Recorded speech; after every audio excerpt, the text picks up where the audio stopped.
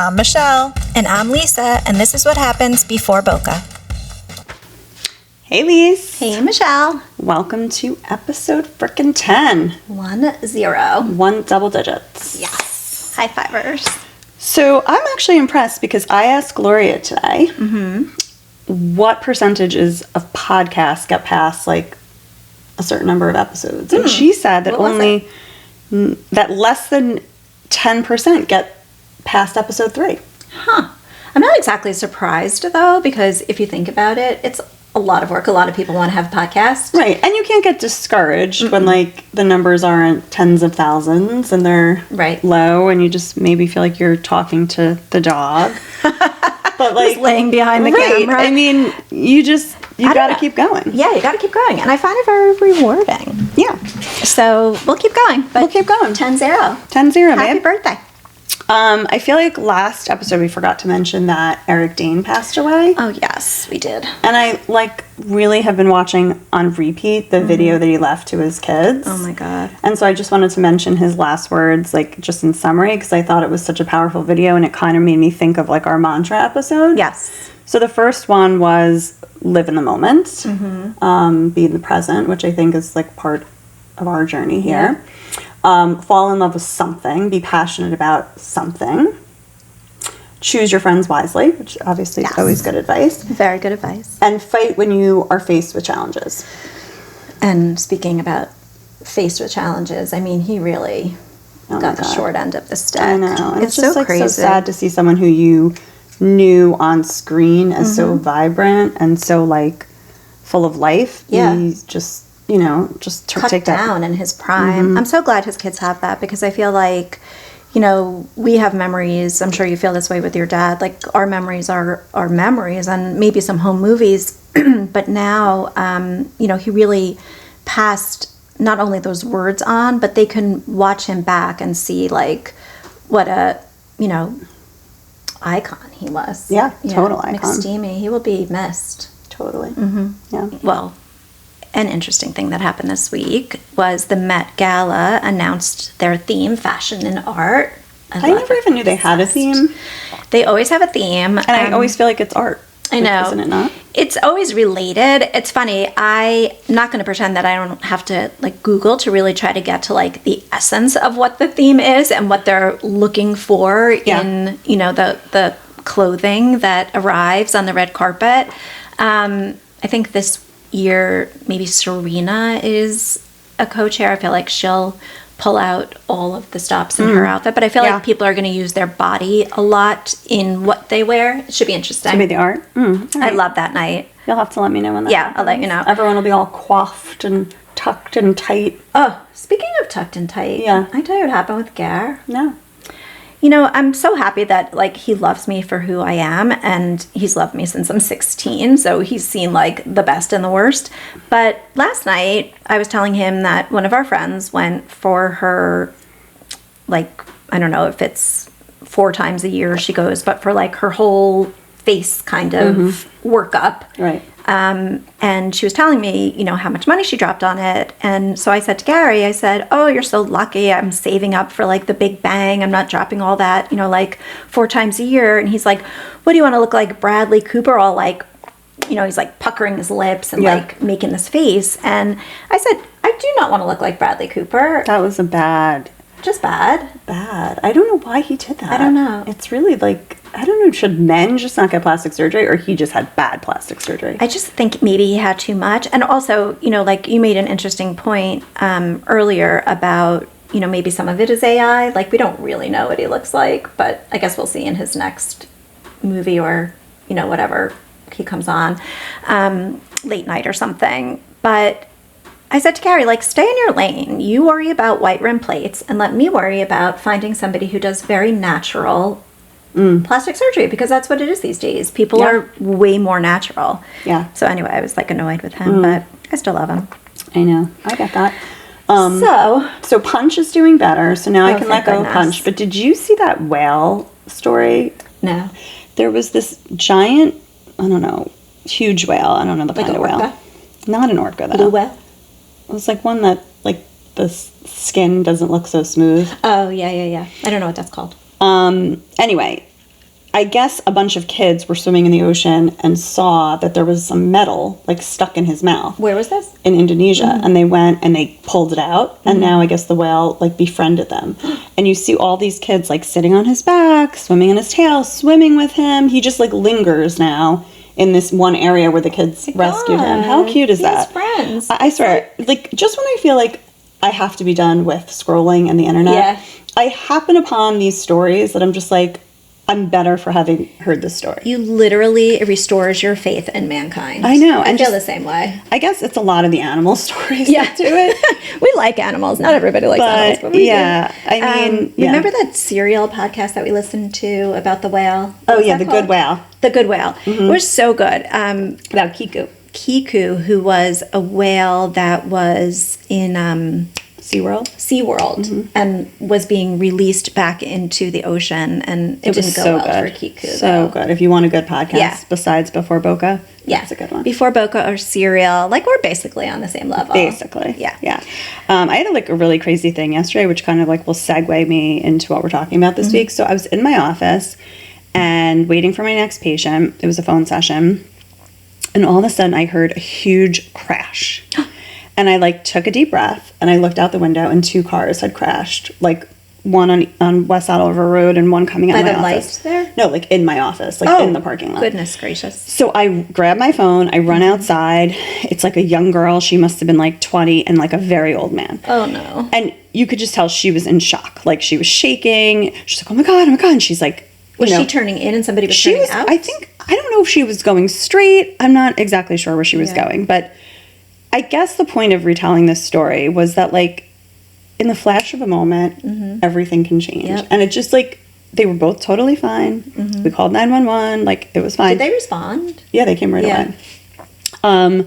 But it just, like, was a reminder that, like, you could be having a totally normal day. I know. And something out of the blue can just change things. Yep. Like, for not really for me in this instance, but for these 2 people.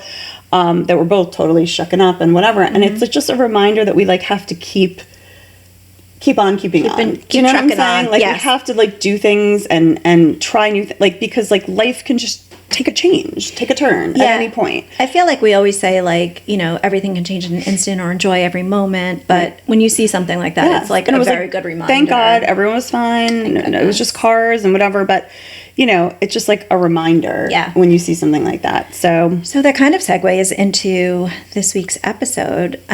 So this week we're talking about something that we feel is very relevant to this phase of life, which is going outside of your comfort zone. And if you're looking for ways to spice up this chapter, this is one concept that might help you get there. Pushing boundaries, making yourself totally uncomfortable, and seeing what you're made of. And I feel like there's a version of being stuck that doesn't look like stuck at all. Like everything's fine, you're going through your life, everything's stable, but you haven't been surprised in a while. So it's like Groundhog's Day. It's like Groundhog's Day. Something's missing, but you don't really know it's missing. Yeah, I do feel that a lot at this phase. It like feels like you're almost like on automatic pilot, and everything you do is just like you could almost do it with your eyes closed. Very routine. Very routine. So I think we came up with this show concept as like a homage to the podcast. Yes. Right? Because for us, this was something totally outside of our comfort zone, doing something we'd never done before, dealing with the technology and the posting and the marketing and la la la la. But I think what we've noticed is like for us, it's like it's not about the reward of financial. There's no financial reward. There's no whatever.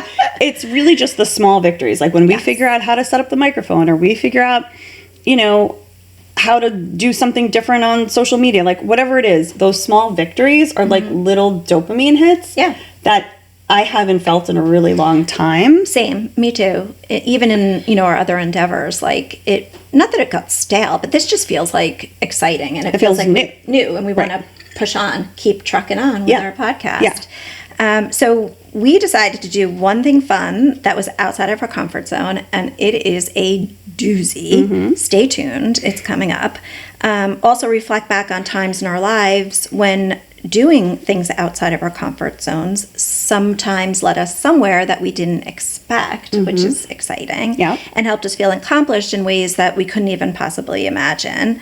But before we do that, we, of course, want to dive into the research and find out why going outside your comfort zone is actually good for you, and why you should make it a part of your life in your next chapter. Because when everything is the same, you're kind of on autopilot. Same routines, same reactions, and same conversations. Shaking things up a little bit makes sense. Right. But obviously, if it was like that easy, everyone would just do it all of the time. And so there's definitely benefits. It's not easy. No, there's definitely benefits. And then there's definitely reasons why it's hard. So in 1908, there was actually research done that I think actually fueled the whole concept of going outside your comfort zone by two psychologists, Yerkes and Dodson, who found that your performance increases as your stress increases, which is sort of the foundation of this concept. So according to the article published in a Harvard blog, here are the reasons that going outside your comfort zone is beneficial. Before we get into the reasons, I know, I just want to say, like, 1908, I know you practice this every day, but I find it so fascinating that research done so long ago is still so relevant. Because human beings are human beings. Yeah. Like, we have so much more now in terms of technology and science, but, like, our wiring hasn't changed. No. Our DNA hasn't changed. I feel like sociology has evolved in so many different ways, but like the basic core of human beings has remained the same. It's pretty incredible. Yeah. Okay, so the benefits. Achieving goals. If you're willing to push yourself harder in terms of work ethic, you will be able to reach goals you set for yourself. And I think it's so relevant this time in our life because we're starting over with new goals. The parenting is winding down. And like our last episode, we're ready for the next stage. Yeah, I think achieving goals for me is something like, even if it's a small goal, like I want to make sure I call these people today, or I want to do something like clean something. Like goals are so important. Yes. Big goals, small goals. I'm a very big believer in goals. Yeah. Okay, so it boosts your self-confidence. If you work hard and see a result, you are much more likely to believe in yourself. It's relevant in this time of life because we see that sometimes self-confidence can be down, right? Right. And you know, when we've been doing the same thing for years on end, we almost like convince ourselves that we're not capable of doing anything else. And so when you go outside your comfort zone and realize like, oh, I can learn new things, or I can do new things, or I can try new things, and it'll be successful. Right. I really think that improves your self-confidence. Yeah. In the real world, you know, the self-confidence, like it feels like it's so hard to bring it to the next level, but when we talk about what we did this week, we'll talk about like how we felt about that. The next thing is expanding your world. It means learning new things, meeting new people, and trying new experiences. And as you've heard us say over and over again, like as our kids get older and more time opens up and, you know, the ability to go to different places, to do different things, to try new experiences that maybe we were more limited when we had little kids or different lives. It feels like there's a whole new chapter out there waiting for us, which will be fuller and more rewarding. It's time to go bigger. Go big Totally or go time home. to go bigger. Yeah. So it also builds resilience. So the more outside your comfort zone you go, the more likely confidence goes up, but also your possibility of failure goes up. And I think when we are doing something like Groundhog's Day over and over and over again, like we're not going to fail at like picking the kids up from school. We're not going to fail. Right. You know, We've got those things down. So if you don't try something new and possibly fail at it, then you are not working on your resilience because everything is just like we said, automatic pilot. And I think in this chapter, you know, we have to keep trying and failing and not think like that time is done. I think that that's like really important because otherwise I do think this time of life could feel very stagnant. Yeah. But don't you also feel like this time of life, you're like more willing to fail? You just, I don't know, with age or as you get older with more wisdom, you realize like you have a different definition of failure. Yeah. It doesn't feel as heavy when you fail now. No. It feels like it's okay. Yeah. I don't really think about failure that much anymore. No, me neither. That's interesting. So also, it gives you self-agency. You learn more about yourself. You gain more confidence and control over how you want your life to look.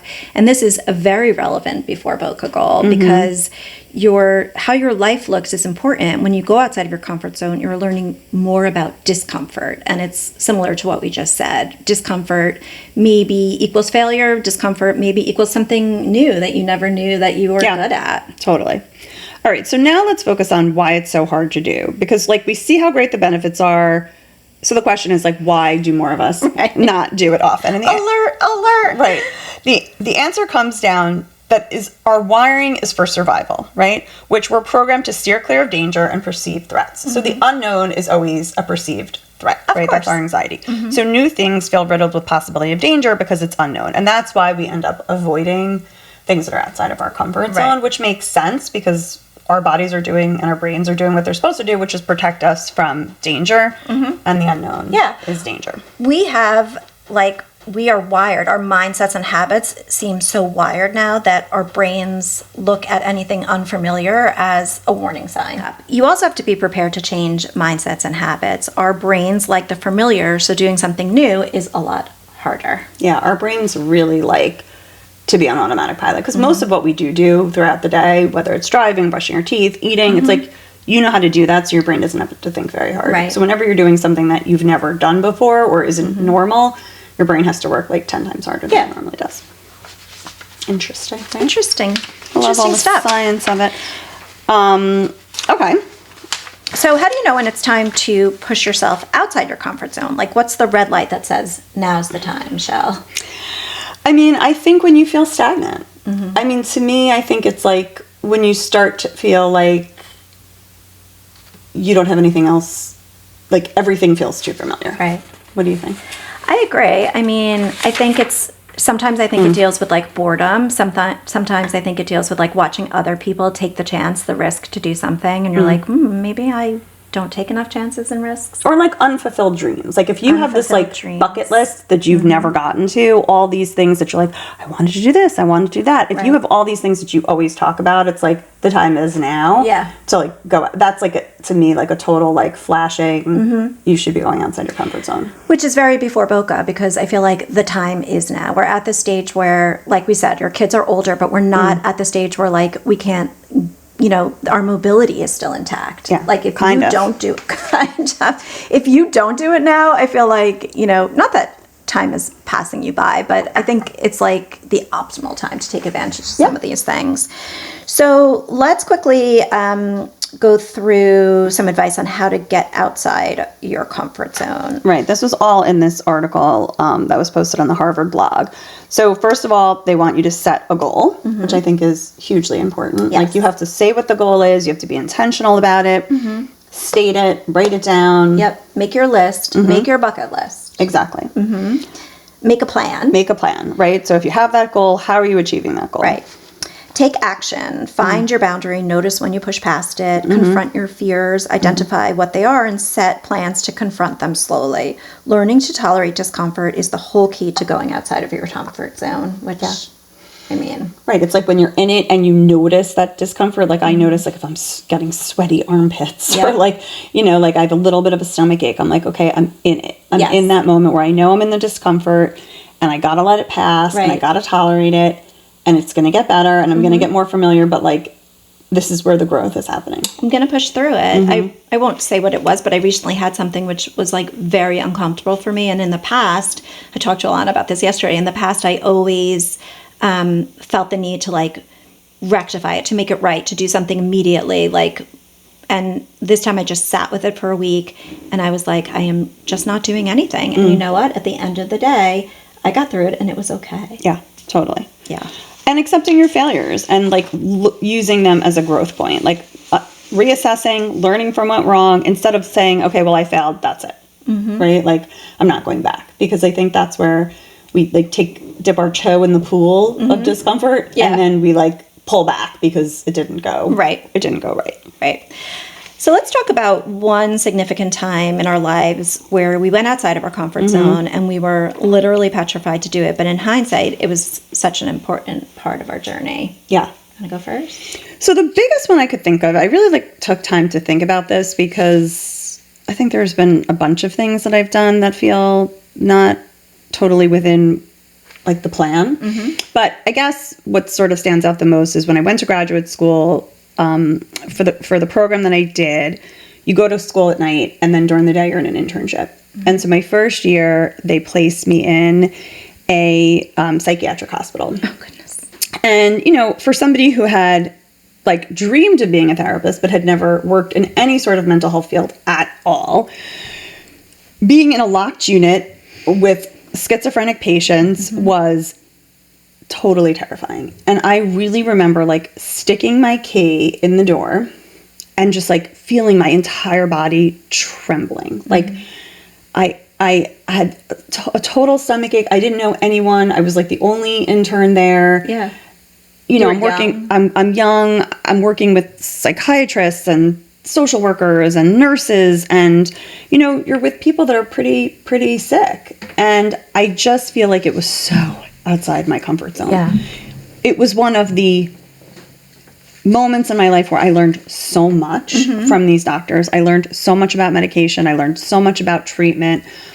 I felt like I was like given such a gift to be able to do it. But taking that first step, that first day, and like progressively as the year went on, it got better. But there were moments where, a patient attacked a nurse, or, I had a pedophile as a patient. Like, I just had things that really made me feel. I had a patient who cut off part of his own body. Like, there were things that were extremely intense that I had never been exposed to. And I just think the growth from it was huge, but it was really uncomfortable and really, I think there were points where I remember Craig turning to me like, you don't have to do this. Right. Like, you don't have to do this. You can stop. And I was like, no way. Like, I'm pushing through. I'm pushing through. I'm going to do this. Yeah. What about you? Well, before I say mine, do you want to hear this crazy story about a psych facility that I visited once when I was practicing law? Yeah. So it was in Essex County. We were privatizing the facility. It was a facility that I think was there from like the late 1800s. And people had lived there their entire lives. Yeah, like, which really never happens. Which really never happens. Anymore, It was such an old facility. It was like, it looked like it could have been in a movie. And they were redeveloping the area, so it was going to come down and they were going to move that facility to Newark. And so they sent myself and my paralegal at the time, Stacy, if you're listening to this, I know you will know this story, to the facility for like a site visit.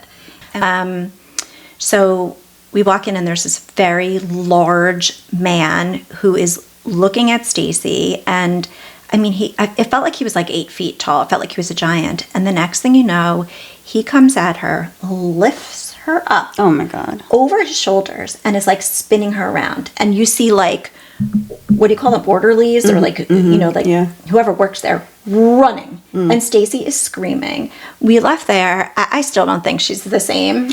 Well, what's interesting about that, and it relates to what we're talking about, is because I was new and I was so uncomfortable, I had my antennas up the entire time. Right. But the people who had worked there for a long time really got lax. Yes. And you can forget that these are beautiful people. Oh, but my God. But they're incredible people. This man that did this was so gentle and kind. Right, but they are sick. And so they are unpredictable. Right. And so there was an incident on the ward one day where, someone did something against protocol, like walked into a room instead of leaving his back towards the hallway, and he got attacked. And, when we had a debrief about it, I kind of, as an intern, I remember speaking up and saying, like, I sometimes see you guys, like, doing things, and I'm like, oh my God, I can't believe they're doing that. Like, I would never do that because it doesn't feel comfortable to me. Like, getting in an elevator with 6 of them alone, not knowing, who's what. And, I think when you are too comfortable in something, and you're not outside your comfort zone, you let your guard down in a way. And I think that's, again, the whole point of this is like, if you're in something too long, your guard is down, you're not kind of paying attention to everything that's happening around you in the same kind of intentional way that you would if something is new. Which is why I think it's so helpful for, institutions like those, or it's relevant in many different fields for like a new set of eyes to come in and sort of like watch, because you do let your guard down over time. And when you're outside of your comfort zone, you're on I feel like you're on red alert. Yeah. And so although Stacey and I were on red alert, there was like no reacting to that situation. Yeah. But I'll never forget that. Anyway, I digress. So I think my time in my life, which I look back now and I'm like, holy crap, that was exciting. But as a young attorney, as I said last week, I clerked for a judge, and then I went to work for a law firm. And one of my mentors at the time, I was working in the litigation department before I moved over to complex contracts. was working on a case, a very famous case in New Jersey about solid waste. And I learned more about solid waste than I ever thought I would.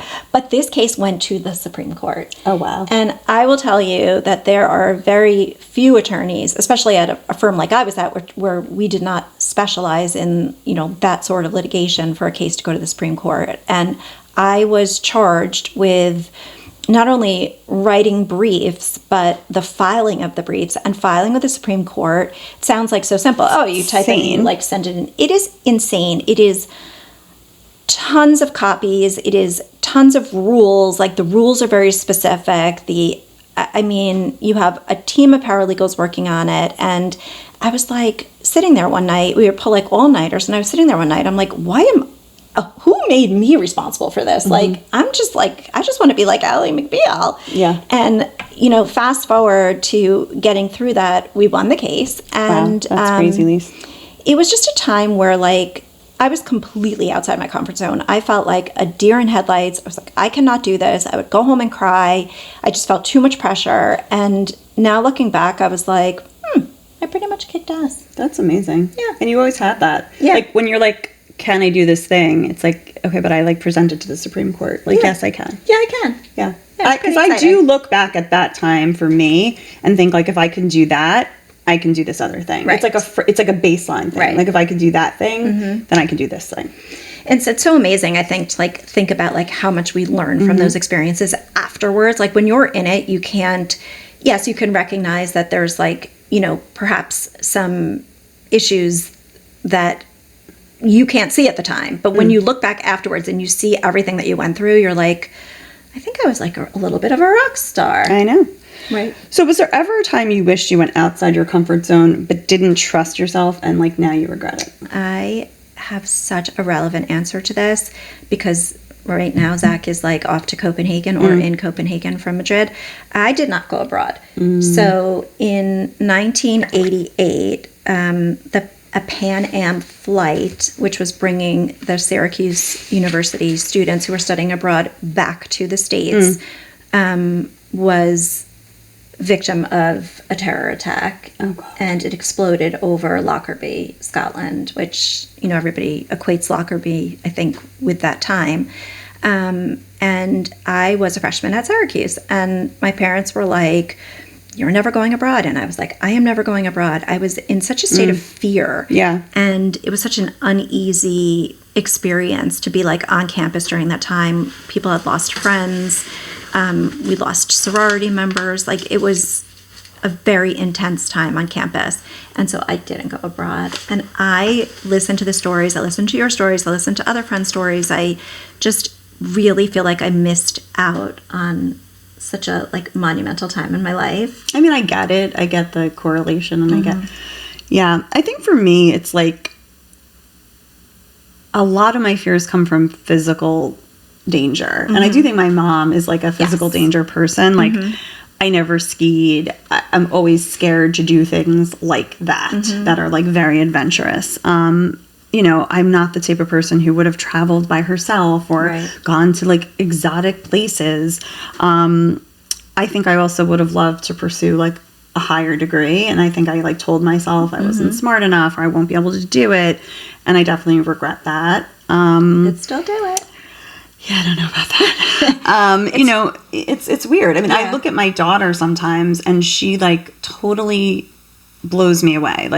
She just learned how to scuba dive. The thought of going under the water and not being able to breathe, I can't even swim in an ocean. Me either. She'll surf. She's, going abroad next semester, in the fall, not knowing really anybody, having a couple of friends that, she goes to school with, but not best friend. I just feel the amount that she will push herself out of her comfort zone really impresses me because I was so much more careful in my choices. She picked a school that was more random. She didn't know one person across the country. I was going with two best friends. Right. I think I really stayed safe. I picked places to live that were safe. And I still don't know how comfortable I am completely changing some of those things because that is my comfort. And I'm not saying that's a bad thing all the time. But I think in the things that I mentioned, Do I regret not skiing? No. But, like, you know, there are certain things that I can look back and say, I wish I could have pushed a little bit more. I'm like you. I was like a safety monitor in school. My family jokes like I'm like this, like anytime there's a matter of safety, I am on it. I also did not push myself. Like when I ski, I go down the bunny hill, like, you know, serpentine slowly. I don't swim in an ocean. I would never jump out of a plane. Jake just jumped out of a plane, and I was like how, why, how? I don't know if it's kids today are more adventurous, but I know people our age that are adventurous. I don't even think that's it. And I think it's just a mindset. And you know what's so funny about that? And I was just reflecting on this. When we were abroad, we went to this place, Bombers, in Switzerland, where everyone goes. And you pick, like, your adventure thing. And I have no adventure things. So a lot of my friends were going skiing. And me and my friend Dana did not ski. So we were like, you know what? We'll paraglide off a mountain. That doesn't seem very safe. What fucking world? Did you actually do it? I did it. Oh, my God. In what world was this a choice that her and I made? This feels like, I don't even go on, like, I went to Aspen a few summers ago with a group of friends. Me and my one friend wouldn't even go up the gondola to meet everyone else who hiked up. No, I don't like things on wires. We went to Costa Rica, and everybody in the family, except I think Silas and Tyler were too short, did zip lining. And I got to, like, the first, you know how they, like, test you? You have to get to, like, different levels. I couldn't get past the first level. Myself and my niece, Sarah, we went down with, I think, Grandma Gertie and Silas and Tyler, and in the gondola, which actually got stuck. It was, like, our punishment. But that's why I don't do those. Yeah, and I look at the pictures, and I hear, like, people talk about it afterwards, and they say it was, like, the best thing that they did. No. Not for me. And I did go ziplining with my family for Nate's bar mitzvah. He didn't have a party. We just did a trip to Costa Rica that he picked. And one of the things he wanted to do was ziplining.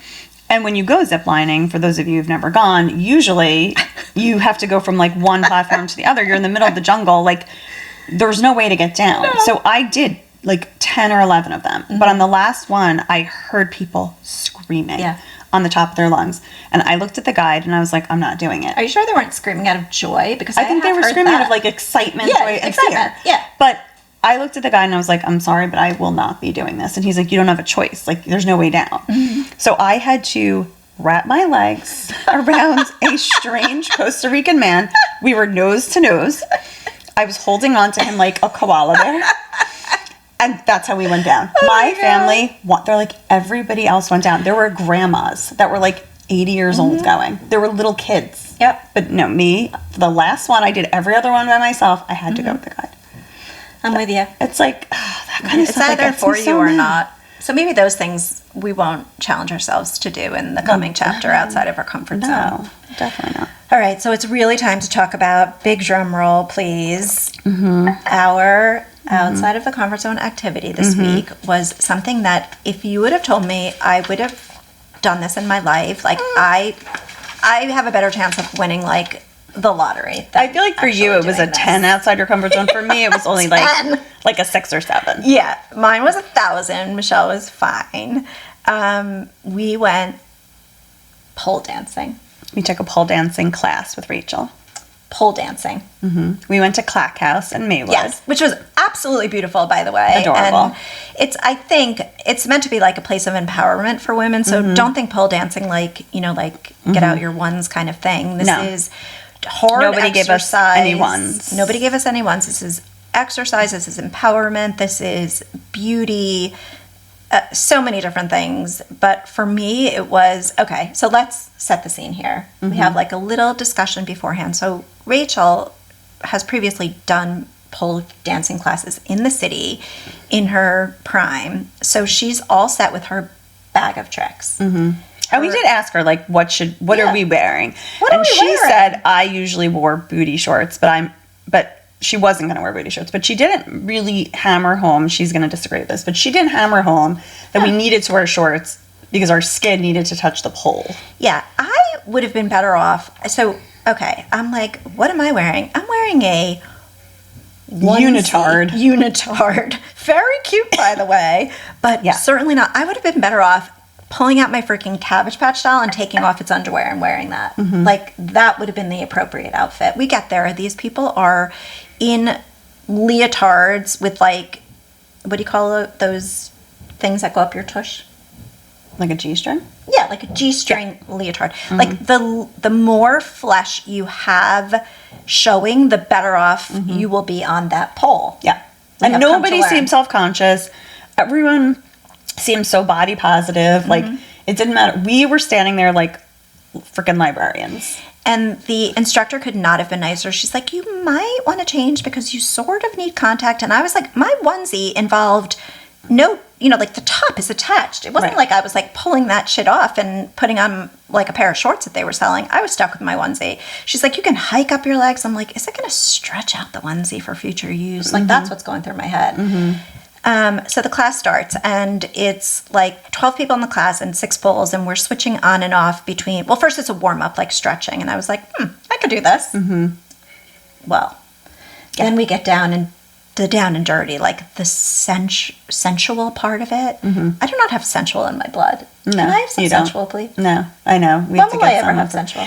I mean, I think it's just like a certain, you know what it is? It's like you become so self-conscious that everyone's looking, but no one's looking. But I didn't care anybody was looking. I actually wanted to try to do the things. My body just doesn't move in those ways. I know. It's a problem. It's like you just have to have that part in you. Yeah. I felt like there were certain things I didn't feel uncomfortable doing, and then there were other things because Rachel had said when she did S Factor in the city, there were no mirrors. So I think we went in anticipating no mirrors. Well, there were plenty of mirrors in this studio. In front, behind. Which it was helpful because you could kind of see what you were doing, but also then you had to see what you were doing. So I think just the level of self-consciousness, the just, doing something that just didn't feel natural. And you could see, like, when Rachel was doing it, it looked so much more natural. She was beautiful. You could tell. Had the walk. Like, so you go around the pole, you do different things. Like, you do this walk around, and then you slide down it where, like, I was, like, stuck in the middle, like, I don't know, like a hermit crab not coming out of its shell. Then you climb up. And, the instructor was cheering you on. Other people, this girl that was my partner was incredible on it. I found out afterwards that she's been doing it for a year, and she was only taking this class because she couldn't take the other class that she wanted to take because of the snow or something like that, which made sense because I'm like, what are you doing in this class? Yeah, this was a beginner class. The way you have to like snake your body, like my body doesn't snake. It's sort of like thumps. I mean, right. So you would say before we were terrified, like we were almost like got like either we were like too giddy or like then we got quiet. And then during it, we were just definitely uncomfortable. But then towards the end, when we saw like the class was ending, I think we started to feel empowered. Yeah. Like we did it. Yes. Like I think I looked at you at one point like we did it. We did it. It felt like such an accomplishment. I mean, to be perfectly honest, I was never so uncomfortable, I don't think, in my entire life, which is like an extreme statement, but I am sticking by it. And like Michelle said, it was like very nerve-wracking going in, and then once you got into it, I still in the back of my mind was like, I could flee, like I could just leave, there's nothing holding me here, I'm an adult, I could walk out, but I didn't. I wanted to prove to myself that like I could get through something that felt really uncomfortable. I know that, like, you do feel like that. I think when you are somebody who, like, I'm a Pilates person, you're a Pilates person, so I could do Pilates in my sleep. I feel like even if I take a break and I go back, I'm just so comfortable on the reformer that it doesn't make me feel ever outside my comfort zone anymore. One with it. But it also like can feel kind of stale at times and like boring because my body's just like, okay, foot and straps. Like I know how to do it and I don't even have to think about it. There was so much like attention that we had to pay to each, where we were putting our hands, where we were putting our feet, how we were twisting. I was so conscious of not throwing my back out or not, like my hips have been hurting me, that I was so conscious of every move that I made, but in a good way because I was being so intentional about it. Right. So I don't know. I mean, I think doing things that, even if it's something small, like an exercise class, that you wouldn't normally do, just say yes to the just try it. Just try something new. Like, I think those little things are important. To be fair, as the time went on in the class, it felt less like a pole dancing class. I would have had the same discomfort, whether this was like a hip hop class, tap class, like Tracy Anderson method, anything that involves movement, besides like on a reformer or like your, basic machines at a gym or something like that, I am not good with. So I wasn't caught up with the pole dancing part as much as I was when we signed up for it. I was more like, all right, no matter what I was in right now, my body just doesn't move that way. I wish it did. But it was really funny. So I get home and I put on the family calendar like dance class, and I shouldn't have been embarrassed. I should have been like empowered by it. Like now I would definitely put pole dancing class on it. But so I get home. So Gary's like, how was your dance class? Cha-cha-cha. And he's like, I said, oh, it was in Maywood. And he's like, oh my God, at Arthur Murray? My dad took classes there. And I was like, no, not exactly. Not exactly Arthur Murray. I know. Arthur Murray. But I would take another. I hear like salsa is like very popular now because of Bad Bunny's like Super Bowl performance. So maybe we're a little I used to take classes at Tri Body in Ramsey, and it's, like a dance studio thing. And again, that too, it's like it was hard because you might hop in the middle when people had been doing that routine for like a week already, and you were just learning. Yeah. So you could see yourself in the mirror, like totally behind in what everyone else is doing, but you just have to get to a point where you just like don't care. You just don't care. And once you like turn that switch off from like you're so self-conscious to you're not self-conscious at all, that's when it like clicks in. That's when you're just like, okay, I'm sitting in the discomfort and I don't care. And shout out to Clack House. It was spotless. The people there were so nice. There was like every community. age group was represented there. It's funny. I said to my friend, Liz, Liz from Forever Young. When I saw her at Pilates, I told her what I did. And she's like, oh, at Clack House. And she was going to see her friend, who I think she said is in her 60s, do an event this weekend. Oh, there? I don't know if it was there or like one of those. We were like, what do people do with this if you're not like, at like a strip club? Like, no, I just think it's so a great form ignorant. of like exercise, and I think like we were definitely sore the next day. Competitions. Yeah, I think it was pretty cool. So okay, well, we could talk about this all day, but time is ticking, so let's do our tick. into and overs. Okay, so I'm very into scents recently because I feel like everything I'm saying I'm into is like a scent. So you have very good sense. You have sense, and you have very good scents. Oh, thank you. You're welcome. See what I did there? Yeah, I see. So you and Rachel actually gave me this perfume, this extra milk perfume that I guess was like all over TikTok. But they made dryer sheets. I actually brought it just to show everyone. We linked it. It's like these dryer sheets that you just put in your dryer, like regular Downy instead of Bounce. That smells like this perfume. Like, smell that. How good does that smell? God. Now the issue I'm having is like I do laundry with my son and my husband. Yeah, they don't want this Gonna walk around smelling. But I do mine separate from theirs. Oh, you do? But I would put this in my boys' like equestrian clothes. They should smell like this instead of smells horse. so Beautiful. good. So I'm very into that. Yeah, love that. What are you into? So I am into Colleen Hoover's new book called Women Down. It's Did you read it? Psychological thriller. I just purchased it. She amazes me. And I know, she's so good. she's so good, but I started reading about it last night. She had some sort of medical issue, and then because of all the attention with Blake Lively and what's his name on that movie? Yeah, I forget. It's not good. She's suing him. He countersued. That I think she wanted to like escape from social media for a while. But I'm going to read this new book because every book of hers is good. Okay. Yeah, that's what I'm into. So what I'm over, and this is going to sound very weird, I'm just like bored of food. I cannot think of one more meal to eat. If someone could just feed me intravenously, I think I would. You would do it. I can't. I'm sick of my own repertoire. Maybe I need to go outside my comfort zone. Yes, maybe. I'm always like then balancing, will this hurt my stomach? Speaking of stomach, I was thinking about the fact that I'm coughing so much that I feel like it's working out my stomach muscles. That's one thing I'm into. You're going to have like... No. But I do feel like my stomach is sore from all my coughing.